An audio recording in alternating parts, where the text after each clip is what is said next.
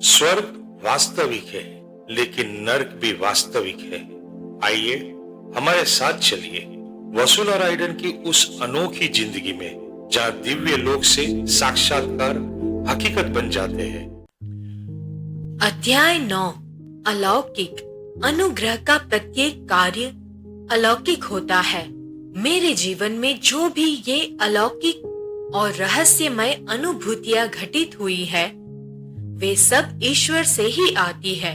इन अलौकिक संप्रेषणों, कृपाओं और वरदानों का उपयोग ईश्वर स्वयं करते हैं।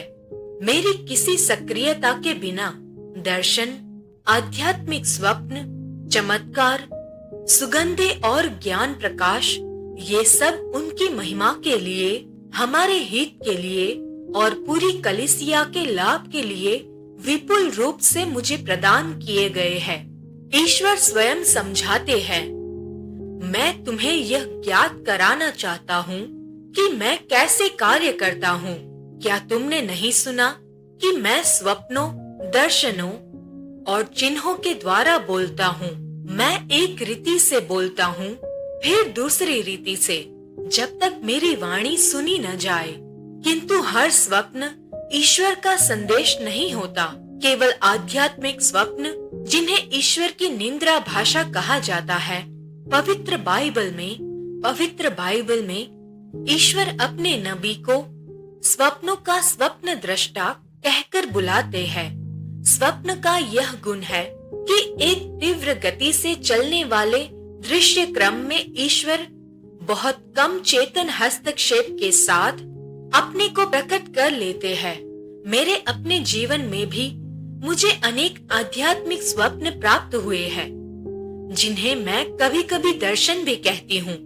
इस विषय पर और अधिक स्पष्टीकरण देने से पहले मैं अपने वे अनुभव और अपनी वे बातचीतें साझा करना चाहती हूँ जो मैंने ईश्वर के साथ की है, क्योंकि यही वास्तव में अलौकिक है। मैं अपने भय, अपने संकोच और अपनी दुर्बलताओं को बताऊंगी, और यह भी कि इन्हीं के माध्यम से ईश्वर कैसे अपनी सामर्थ्यवान हस्ती और अपना महान प्रेम प्रकट करते हैं।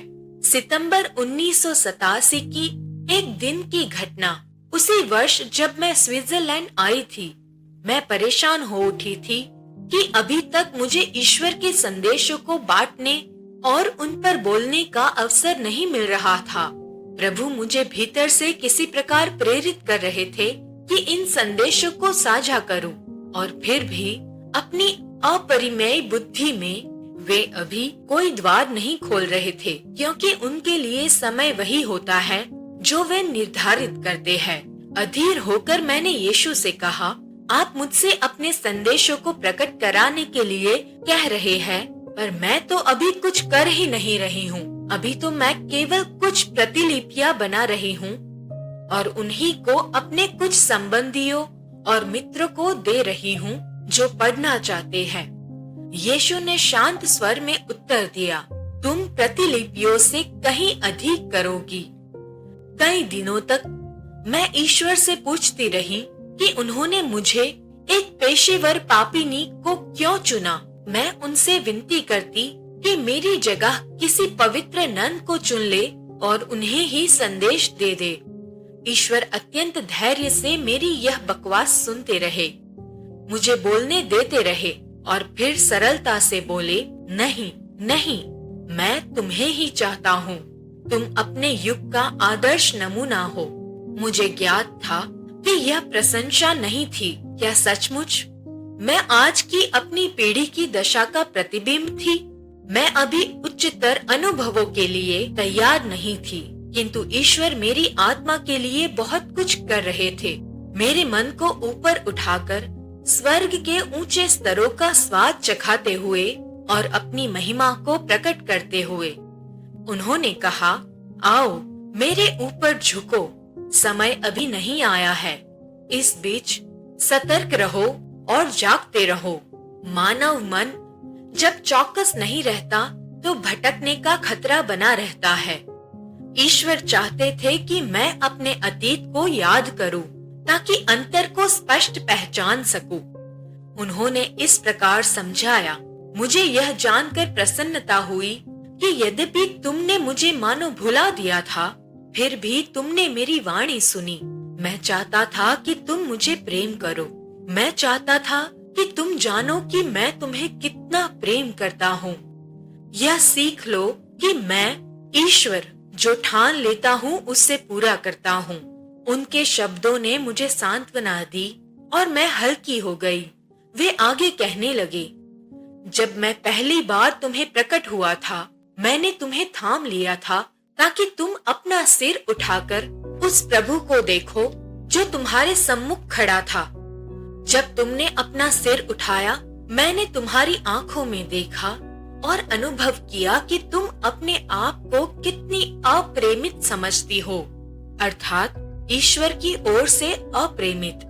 हम में से बहुत लोग अब भी यह मानते हैं कि हमारी पापमय स्थिति और दीनता के कारण ईश्वर का प्रेम हमारे लिए घट जाता है। हाँ, मैं भी कभी नहीं जानती थी, न ही समझती थी कि ईश्वर उन लोगों से भी प्रेम कर सकते हैं जो मेरे समान कभी प्रार्थना न करते हो, धर्म का आचरण न करते हो, पापों से लदी हो और उनकी व्यवस्था से विद्रोह करती रही हो। मेरा हमेशा यह विचार था कि ईश्वर उन्हीं से प्रेम करते हैं जो उनसे प्रेम करते हैं, उनकी उपासना करते हैं और पवित्र जीवन जीते हैं। अधिकांश लोग भी मेरी ही तरह सोचते हैं, यह समझकर कि ईश्वर के प्रेम के योग्य होने के लिए हमें पूर्ण होना पड़ेगा। मुझे स्मरण है, ईश्वर ने अपने एक संदेश में कहा था, मेरे पास आने के लिए यह मत प्रतीक्षा करो कि पहले तुम संत बन जाओ, जैसे हो वैसे ही आओ। वास्तव में क्योंकि वे हमारे हृदय पढ़ते हैं, वे मेरे अपराधों और मेरी दुष्टता से भली भांति परिचित थे और मुझ पर दया करते थे। पाप से उन्हें घृणा है, पापी से नहीं। कई बार ईश्वर ने मुझे यह प्रकट किया कि हम कितने दुर्बल हैं और किसी सहजता से उनके प्रकाश में भटककर अंधकार में जीने लगते हैं, बिना स्वयं को यह महसूस हुए। मैं तो अभी हाल ही में ईश्वर के समीप खींची गई थी और इतनी अनुग्रह धारा पाते हुए भी मन में भ्रम, दुर्बलता और असुरक्षा बनी हुई थी। मैंने साहस करके प्रभु से कहा, जितने भी लोग आपके बुलावे पर आए सब अस्वीकार कर दिए गए, उपहास उड़ाया गया, पागल कहा गया, कुछ को तो आग में भी जला दिया गया। आज के समय में भी मुझे तिरस्कृत किया जाएगा। लोग तो शायद यह भी कह दे कि मैं किसी दुष्ट आत्मा से ग्रस्त हूँ। ईश्वर ने अत्यंत धैर्य से उत्तर दिया, जो लोग तुम पर हंसना चाहते हैं, उन्हें तुम्हारे पास आने दो। उन्हें जरा भी आभास नहीं कि उनकी यह हंसी कितनी भारी आरोप होगी, क्योंकि वे मेरे ही दिए वचनों पर हंसेंगे। उनसे मैं बाद में स्वयं निपटूंगा। तुम मेरे ऊपर भरोसा रखो, मैं तुम्हें फिर बुलाऊंगा और तुम्हारे कान में उपदेश फुसफुसाकर सुनाऊंगा। मैं तुम्हारे मुख को अपने वचनों से भर दूंगा। मैं यहोवा ही तुम्हारी शक्ति हूँ। फिर प्रभु ने मुझे और भी दृढ़ आश्वासन देते हुए ये कहा, मैं तुम्हें इतना सामर्थ्य दूंगा कि तू अपने दमन करने वालों जो अनेक होंगे को सहन कर सके। मेरी बच्ची, मैं सिसक उठी, क्योंकि मैंने अनुभव किया कि ईश्वर की वाणी अचानक धीमी, गंभीर और अत्यंत विषादपूर्ण हो गई थी। वह बिल्कुल ऐसे लगे जैसे कोई पिता अपने प्रिय पुत्रों में से एक को रणभूमि के लिए भेजने को विवश हो, यह जानते हुए कि उसे यातनाएं सहनी पड़ेगी और संभव है कि वह जीवित भी ना लौटे। उन्होंने आगे कहा, परंतु मैं तुझे अपनी ढाल से आच्छादित कर दूंगा, कोई भी तुझे हानि नहीं पहुंचा सकेगा। इन वचनों से प्रोत्साहित होकर मैंने मन में सोचा, हे मेरे ईश्वर और मेरे सर्वस्व, कैसी अद्भुत चतुराई से आपका स्नेह और आपका पितृ सुलभ प्रेम उन जीवों तक पहुंचता है जो अपने पतन और धर्म त्याग के कारण विस्मृत की घाटी और मृत्यु की छाया में पड़े रहते हैं।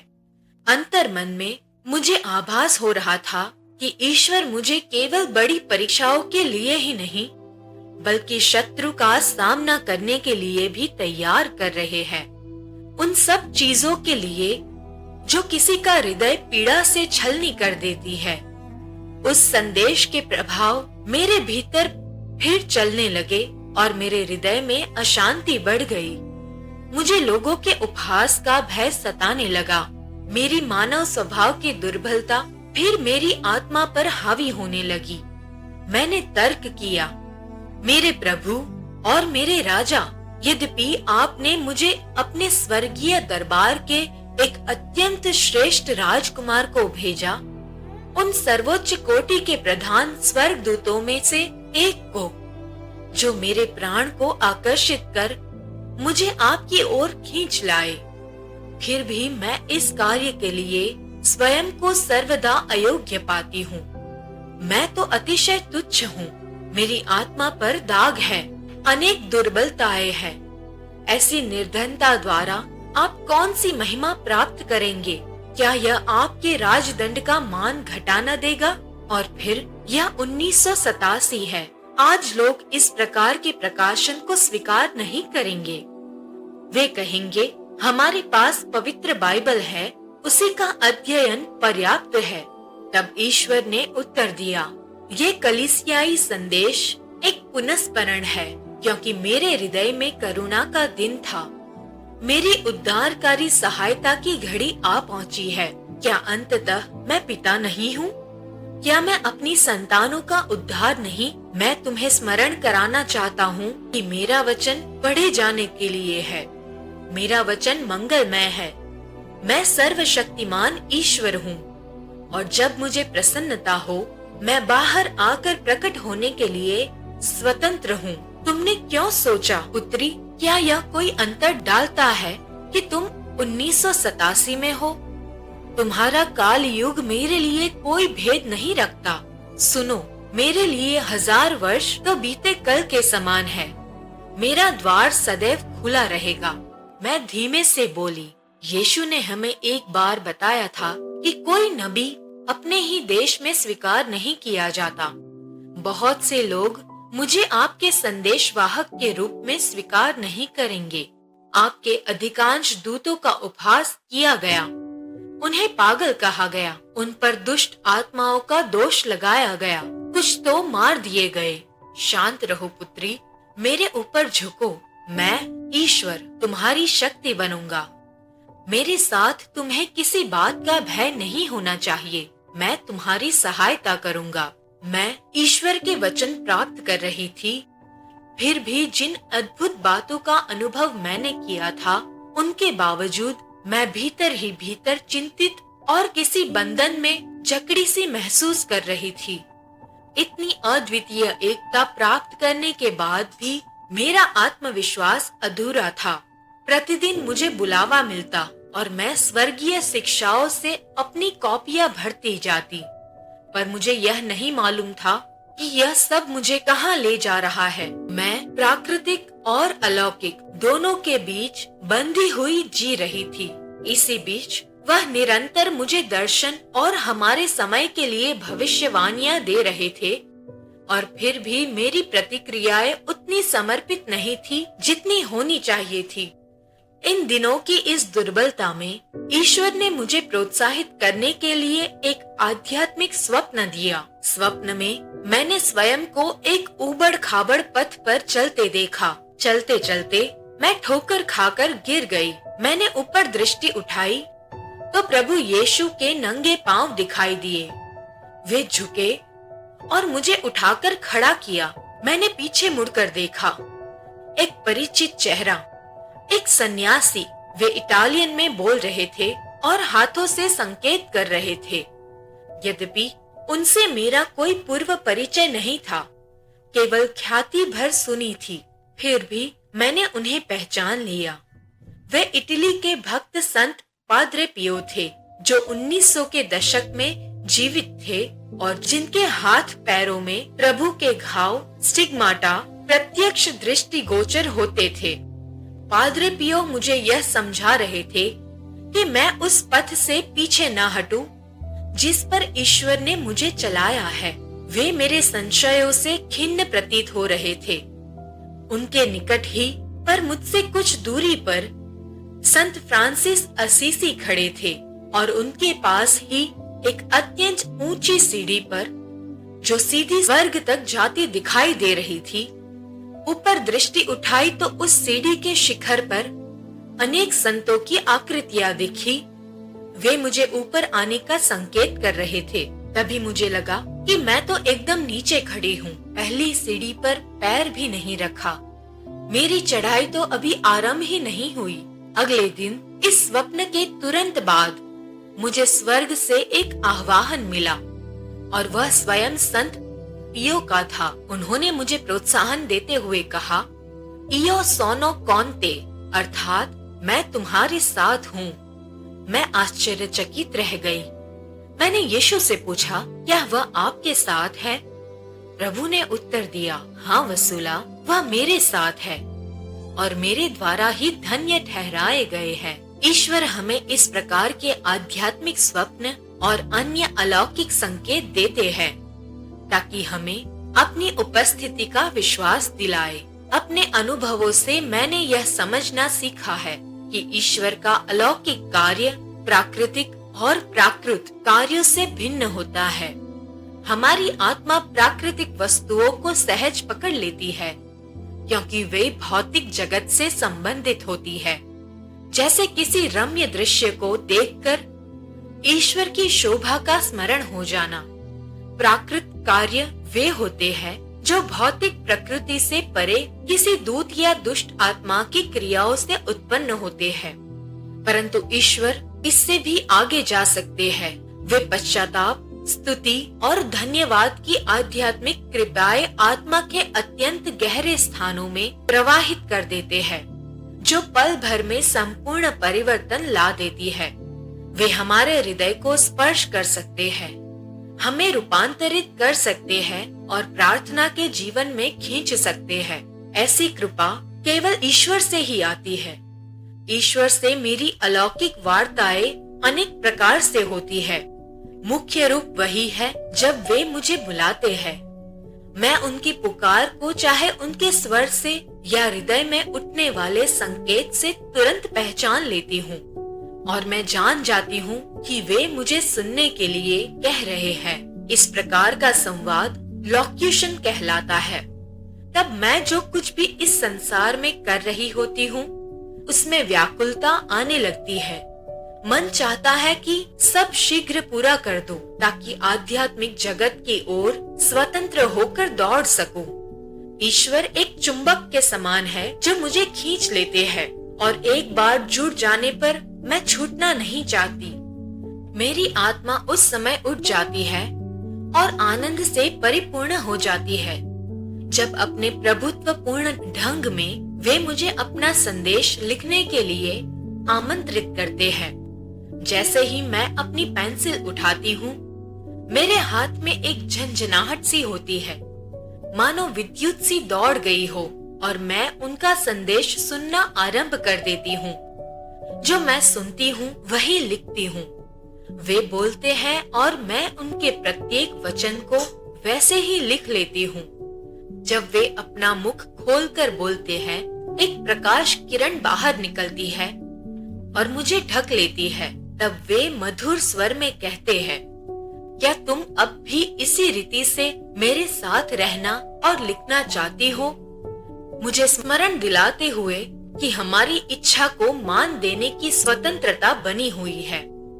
तब मैं कांपती हुई और मानो मूर्छित सी उनकी दृष्टि के सामने स्वयं को पूर्णतः पराजित पाती हूँ। इस अद्भुत दर्शन के आगे संसार की सब स्मृतियां मिट जाती है।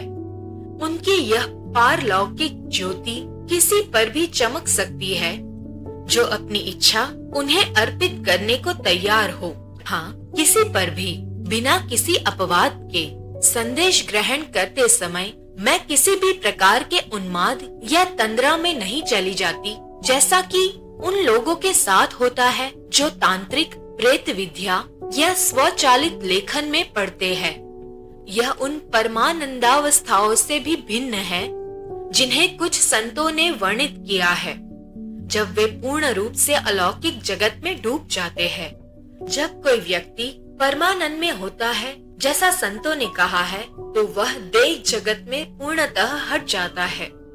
आप उसके पास जाकर उसे छू भी ले तो उसे अनुभूति नहीं होती, क्योंकि वह पूर्णतः आत्मिक जगत में स्थिर रहता है। बहुत से लोग, विशेषकर पुरोहित, मुझसे पूछते हैं, प्रभु आपके ही हस्तलिपि को क्यों परिवर्तित कर लेते हैं, यहाँ तक कि आपके हाथ को अपने अधिकार में ले लेते हैं। मैं सत्य उत्तर देती हूँ, मैं वास्तव में नहीं जानती, परंतु एक दिन मैंने स्वयं प्रभु से यही प्रश्न किया और उनका उत्तर सुनकर मैं मुस्कुरा उठी। उन्होंने अत्यंत सरलता से कहा, मुझे यह रीति प्रिय है। तब मुझे और कुछ जोड़ने को नहीं रहा। फिर भी क्योंकि बहुत लोग इस परिवर्तित लेखन से अत्यंत उत्सुक होते हैं, मैं यह स्पष्ट कर देना चाहती हूँ कि यह स्वचालित लेखन नहीं है।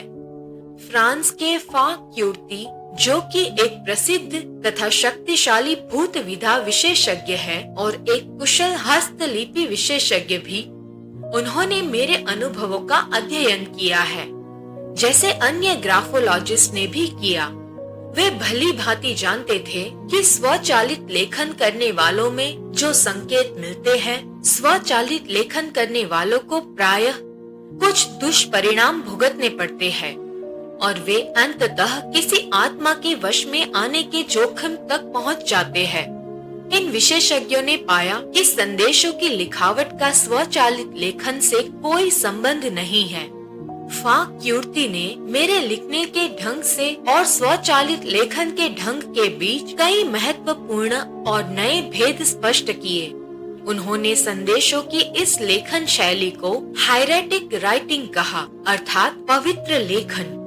मुझे बाद में ज्ञात हुआ कि अन्य सुप्रसिद्ध रहस्यवादी संतों में संत तेरेसा अविला को कभी संपूर्ण शरीर का तो कभी केवल किसी अंग में विचित्र पीड़ा का अनुभव होता था। मेरा विश्वास है कि जो अनुभूति मेरे हाथ में होती है वह उसी का एक हल्का मृदु रूप है, और मैं इस बात पर भरोसा रखती हूँ कि ईश्वर की अपनी योजनाएं हैं। जैसे कि मैं कह चुकी हूँ, प्रभु सरलता से शिक्षा देते हैं और व्यक्ति की क्षमता तथा परिस्थिति के अनुसार अपने को ढाल देते हैं। जब मैं आत्मिक लोक में ईश्वर से वार्ता कर रही होती हूँ, तब भी भौतिक संसार में मेरे चारों ओर क्या हो रहा है इसका बोध बना रहता है। मैं एक ही समय में भौतिक और अलौकिक दोनों संसारों में उपस्थित रहती हूँ।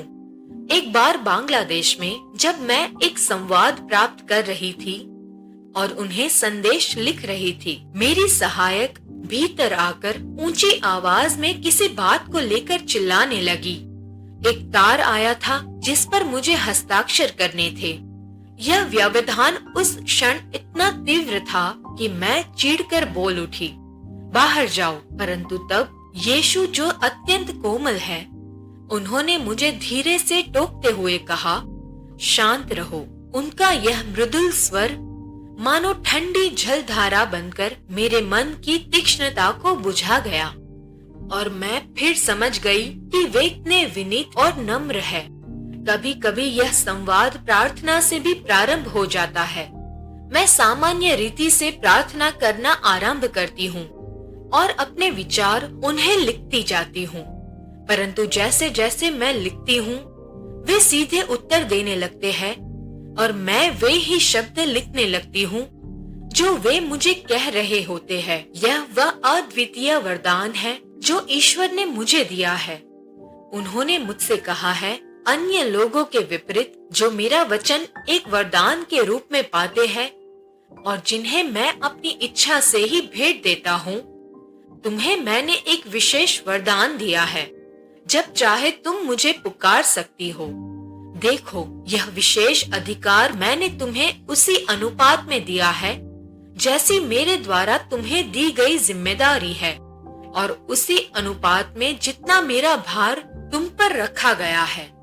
देखो, जब मैंने यह सब योजना बनाई तो मैंने सब कुछ मापा तोला। यह नहीं कि तुम अपने आप में इस श्रेष्ठ कार्य मेरे घर को पुनर्जीवित करने और एक करने के योग्य थी। तुम्हारा प्रत्येक योग्यत्व मेरे अनुग्रह से आता है, मुझसे आता है। मैंने ही तुम्हें वह पात्र बनाया है जो इस असीम धरोहर को धारण करता है, नाजुक किंतु पारदर्शी, ताकि यह स्पष्ट रहे कि यह अपार शक्ति तुमसे नहीं बल्कि मुझसे है, तुम्हारे ईश्वर से आती है। चाहे यह आत्मिक संवाद कितनी भी देर चले, अंततः इसका समापन होता ही है।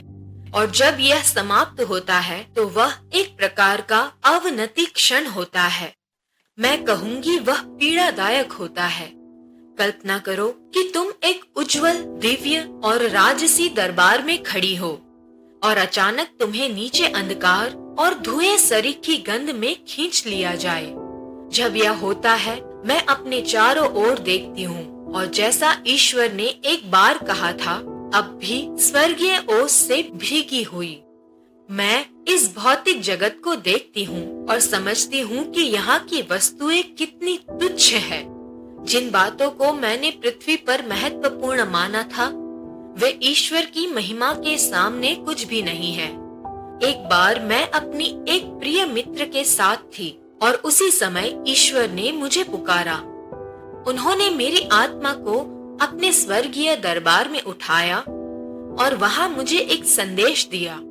संदेश पूरा होने पर मेरी मित्र मेरे पास आई और उसने मुझे आलिंगन दिया। यद्यपि वह मेरी निकटतम मित्र थी, उस क्षण उसके स्पर्श संबंधी निकटता मुझे असहनीय लगी, जैसा कि ऐसे समय पर प्राय होता है। उसका आलिंगन बाहर से पीड़ादायक नहीं था, परंतु मेरे अंतर में एक गहरी असुविधा का बोध हुआ। कुछ लोग मुझसे पूछते हैं कि जब मैं संदेश ग्रहण करती हूँ तो मुझे कैसे ज्ञान होता है कि कौन बोल रहा है, पिता यीशु मसीह, पवित्र कुंवारी मरियम या कोई स्वर्गदूत। मुझे इसमें कोई कठिनाई नहीं होती, क्योंकि उसी क्षण मेरे बुद्धि क्षेत्र में समझ और ज्ञान की ज्योति प्रदान की जाती है। ईश्वर अत्यंत कोमल ढंग से अपने को हमारे अनुरूप ढालते हैं। जो रहस्योद्घाटन उन्होंने मुझे दिया है वे सरल है, मानो मानवीय, ताकि वे हमें विचलित न करे। दर्शनों में जब वे प्रकट होते हैं तो वे मनुष्य का रूप धारण करके ही प्रकट होते हैं। यह सब इसलिए होता है कि जब ईश्वर मेरे समीप आते हैं तो मैं उनसे भयभीत ना हो, और यह भी कि दिव्य और मानवीय, अलौकिक और प्राकृतिक दोनों एक दूसरे में गूंथे रहे। इसी विषय पर यीशु ने एक संदेश में कहा था, मैं चाहता हूँ कि तुम यह जानो कि मैं अलौकिक रीति से तुम्हारे समीप आता हूँ और अपने संदेश देता हूँ। यह मत भूलो कि मैं दया का ईश्वर हूँ और तुम्हारी दीनता तथा वह उदासीनता जो तुमने कभी मेरे प्रति दिखाई, उन सब के बावजूद मैं तुमसे प्रेम करता हूँ। यह वरदान मैंने तुम्हें इसलिए दिया है कि तुम सीधे मेरे अधरों से सीखो। वसूला, तुम्हारे हृदय में विश्राम करना मुझे भला लगता है। किसी ने एक बार यह दावा किया कि मेरे इन अनुभवों में कुछ भी अलौकिक नहीं, वे तो बस मेरे निजी ध्यान होंगे। मैंने उस व्यक्ति से पूछा, आप किससे प्रमाण मानते हैं कि कोई बात अलौकिक है? मुझे कोई उत्तर नहीं मिला, परंतु मैं उत्तर जानती थी। अलौकिक वह क्रिया है जो किसी भी सृजित प्रकृति से ऊपर उठकर कार्य करती है। इस प्रकार का कार्य केवल ईश्वर का होता है। अलौकिक वह है जब हृदय का स्वतः रूपांतरण होता है और प्रायश्चित की ओर ले जाता है। जब पवित्र आत्मा हमारे हृदय को स्पर्श करता है और हमें प्रार्थना के जीवन में ले जाता है। जब हम अपना संपूर्ण जीवन मसीह को अर्पित कर देते हैं। जब ईश्वर अपने अनुग्रह द्वारा हमारे भीतर एक अग्नि जगा देते हैं और हमें जीवित मशालों में बदल देते हैं, ताकि हम स्वयं भी संसार को जला उठने वाली करुणा और पश्चाताप की ज्वाला से प्रज्वलित कर सके। केवल ईश्वर की अलौकिक क्रिया ही किसी आत्मा को इस योग्य बनाती है कि वह दिन भर उसकी स्तुति करे।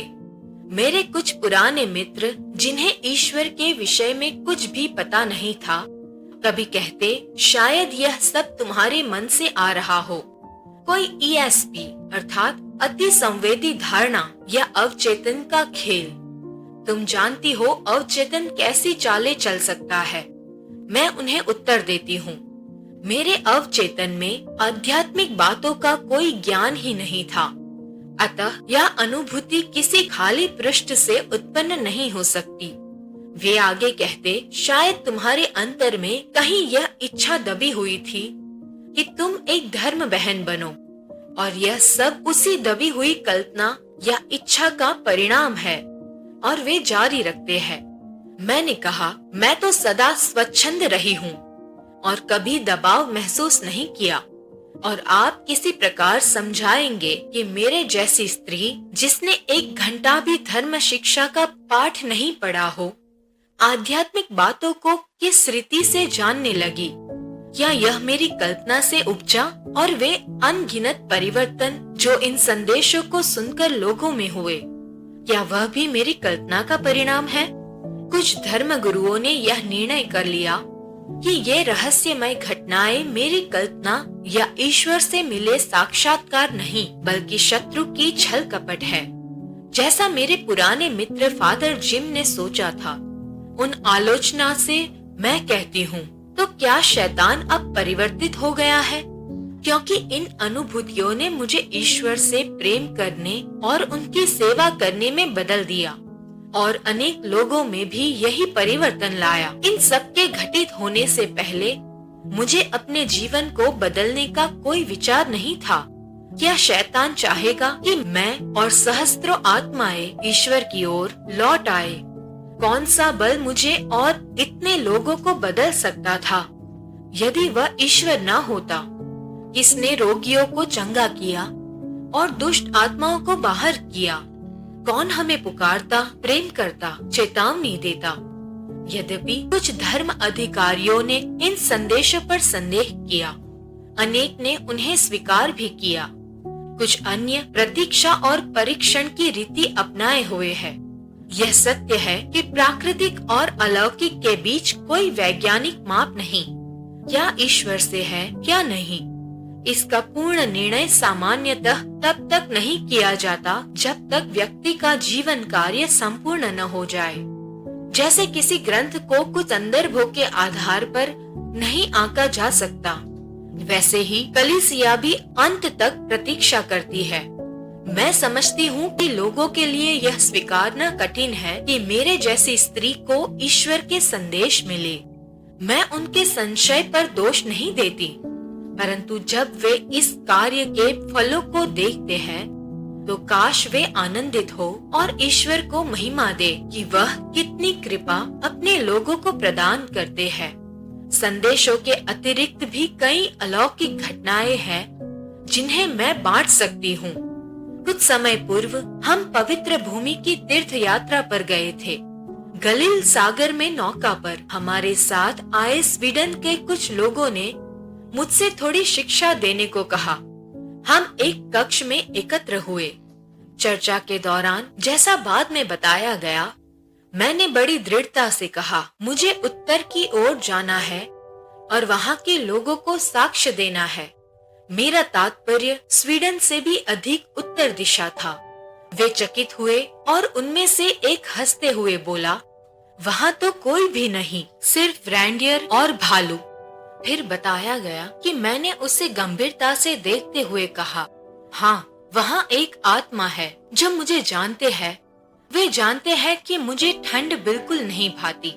मैं तो भूमध्य सागरीय और मरुभूमि स्वभाव की हूँ, इसलिए उत्तरी ध्रुव जैसे प्रदेशों में जाना मेरे स्वभाव के विपरीत था। किंतु यात्रा से लौटने के बाद एक संध्या भोजन बनाते समय स्वीडन से एक फोन आया। आप सही थी, लैपलैंड में एक व्यक्ति ने आपको आमंत्रित किया है कि आप वहां अपना साक्ष्य दे। मैं चकित थी, आप क्या कर रहे हैं? मैंने लैपलैंड का नाम तक नहीं लिया था। उनकी बात सुन मैंने एक गहरी सांस ली। मैं भली भांति जानती थी कि यह किसकी योजना है। जब मैं स्वयं जूते और मोटा कोट पहनकर उत्तर दिशा न जाती, तब ईश्वर ने मेरे मुख से ही वह वचन निकलवा दिया और मेरे मित्रों ने मुझे उस पर बांध दिया। ईश्वर की पवित्र कोमल हास्य प्रवृत्ति अद्भुत है। अंततः निमंत्रण आया और मैं लैपलैंड की ओर चली। वहां पहुंचकर एक सखी के साथ हम देख रहे थे कि कौन लेने आया होगा। तभी एक प्रसन्नचित्त सुगठित स्त्री दौड़ती हुई आई और हमें आलिंगन में ले लिया। हम होटल पहुंचे और वहीं स्टॉकहोम के एक रेवरेंड और उनके मित्र के साथ भोज किया। भोजनालय रिक्त था, जिससे मुझे आशंका हुई कि साक्ष्य सभा में कितने लोग आएंगे। तभी अचानक मुझे बुला लिया गया। रेवरेंड और उनके मित्र कुछ देर पश्चात चले। जब वे शीघ्रता से सभा स्थल की ओर बढ़ रहे थे, एक वृद्ध पुरुष सामने से आते हुए उन्हें मिले और बोले, आप लोग कहाँ से हैं? स्टॉकहोम से? और इतनी जल्दी में क्यों? हम एक नबी को सुनने जा रहे हैं। हमारे नगर में एक नबी? हाँ, क्या आप भी आना चाहेंगे? मैंने तो सदा सोचा था कि नबी केवल बाइबल में होते हैं। क्या वे आज भी हैं? और मेरे नगर में तो चलिए लगभग 100 लोग उस सभा में आए। अपनी प्रकृति से जो लोग सिद्ध स्वभाव माने जाते हैं, उनमें से इतने लोग रोते हुए, हृदय तक छुए हुए ईश्वर के संदेश सुन रहे थे। यह दृश्य अद्भुत था। उनके चेहरों पर आंसू बह रहे थे, यह दर्शाते हुए कि संदेशों ने उन्हें कितनी गहराई तक स्पर्श किया था। कभी कभी ऐसा भी होता है कि ईश्वर स्वयं हमसे नहीं बोलते, बल्कि अपने दूतों का सहारा लेते हैं। वे हम तक अपना संदेश पहुंचाने के लिए सबसे अप्रत्याशित व्यक्तियों का उपयोग कर सकते हैं, या किसी मित्र या अपरिचित व्यक्ति का रूप धारण कर सकते हैं। कभी वे कोई स्वर्गदूत भेजते हैं जो मनुष्य के रूप में प्रकट होकर उनका संदेश देता है। मुझे याद है, एक दिन मेरी भेंट एक ऐसे अजनबी से हुई जिसे मेरे बारे में कुछ भी नहीं पता था। फिर भी उसने ठीक उसी समय आशा के कुछ शब्द कहे जब मुझे उनकी सबसे अधिक आवश्यकता थी।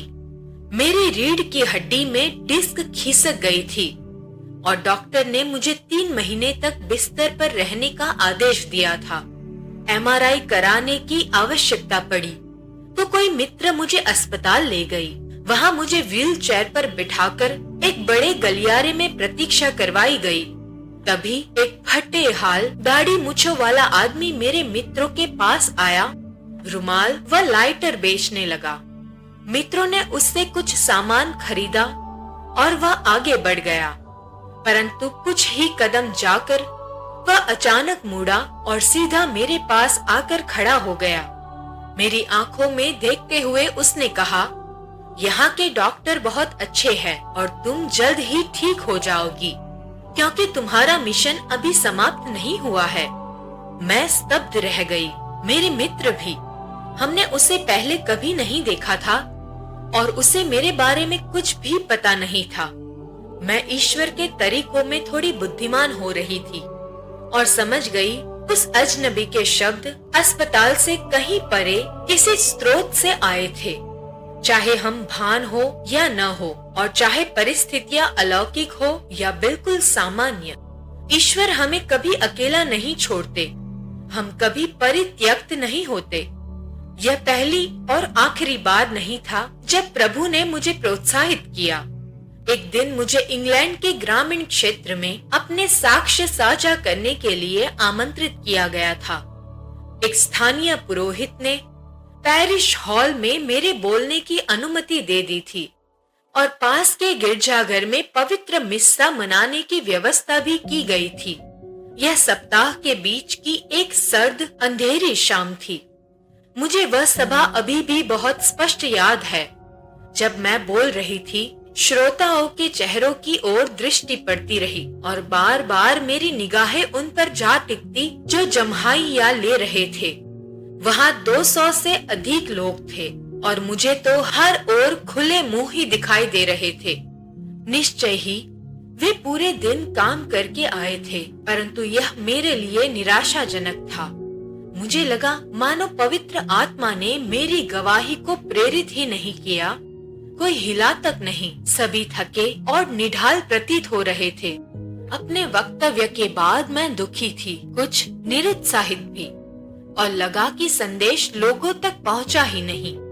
मैं मानव दृष्टि से सोच रही थी, ईश्वर की दृष्टि से नहीं। थोड़ी सी आत्मदया के साथ भीतर ही भीतर बड़बड़ाई। इतना त्याग, इतना यात्रा प्रयास, देर रात तक जागना, लगभग 2 घंटे खड़े होकर बोलना, मैं तो बिल्कुल थक गई हूँ। सभा के बाद सब लोग धीरे धीरे चर्च में पवित्र मिस्सा के लिए जाने वाले दरवाजे से अंदर चले गए। रात के लगभग 10 बज चुके थे। मैं सबसे अंत में दाखिल हुई। सभी बैठे हुए थे और सभी बेंच भरी हुई थी।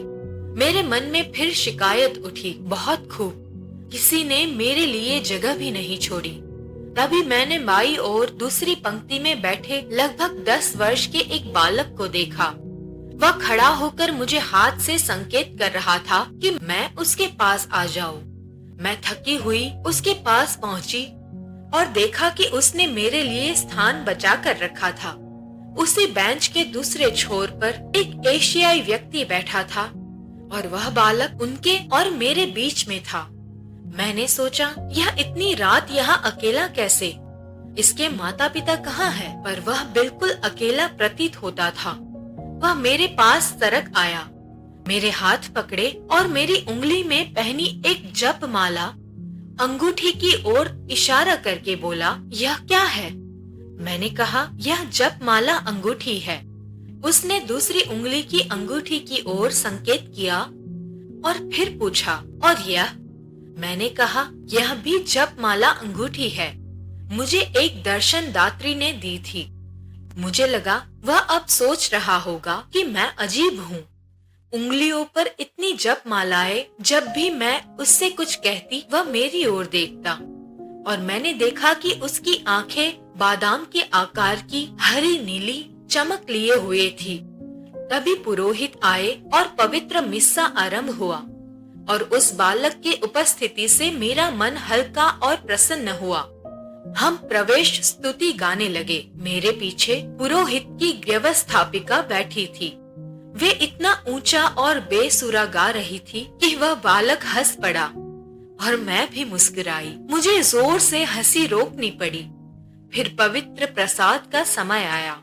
जैसे ही मैं उठकर उस बालक के पीछे पीछे दीक्षा गृह की ओर जाने लगी, वह मेरे सामने से पल भर में गायब हो गया, झट से मानो हवा में विलीन हो गया हो। मैं अवाक रह गई। वह फिर चर्च में कहीं दिखाई नहीं दिया।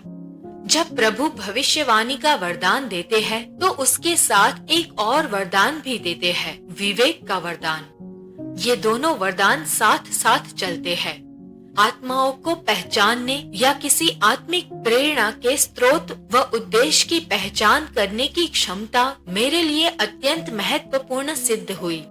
इसका एक उदाहरण यह है, फिलीपींस की मेरी एक यात्रा में, जहां मुझे गवाही देने के लिए बुलाया गया था, मैंने एक 14 वर्षीय फिलिपीनी लड़की के बारे में सुना।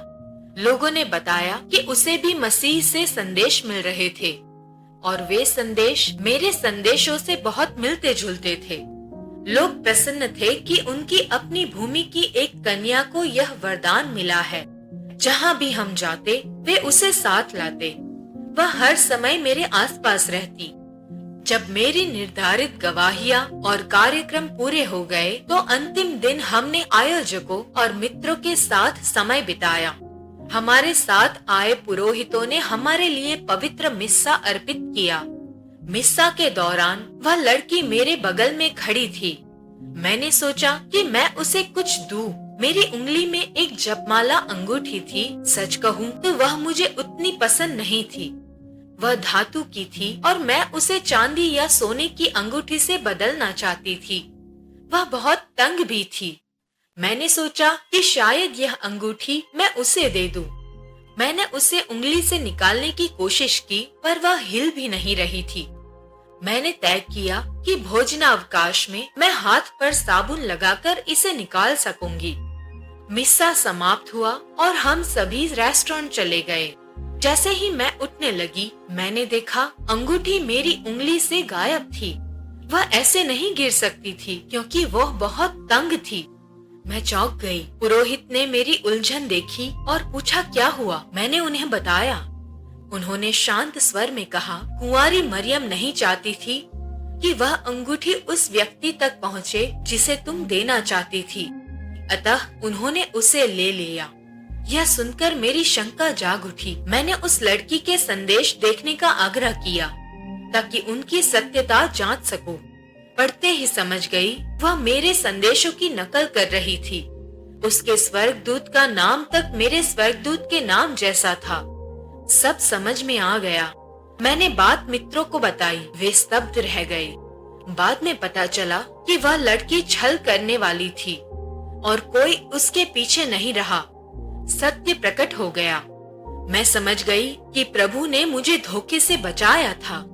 कभी कभी मैं सोचती, काश प्रभु वह पर्दा थोड़ा सा उठा दे, वही पर्दा जिसे उन्होंने कहा था कि उन्होंने मुझ पर रखा है। मैं देखना चाहती हूँ कि उसके पीछे क्या है, परंतु ईश्वर का ज्ञान अनंत है। वे जानते थे कि यदि वह पर्दा पूरी तरह उठा दे तो मैं जीवित न रह सकूंगी। मेरा शरीर, मन सब शक्तिहीन होकर ढह जाए। एक दिन उन्होंने वह पर्दा थोड़ा सा उठा दिया। वह अनुभव मेरे जीवन के सबसे विस्मयकारी अलौकिक अनुभवों में से एक था। अविस्मरणीय और पूर्णतः अनुग्रह से परिपूर्ण। आपने अभी स्वर्ग वास्तविक है लेकिन नरक भी वास्तविक है सुना। कल हमारे साथ जुड़िए एक नए एपिसोड के लिए।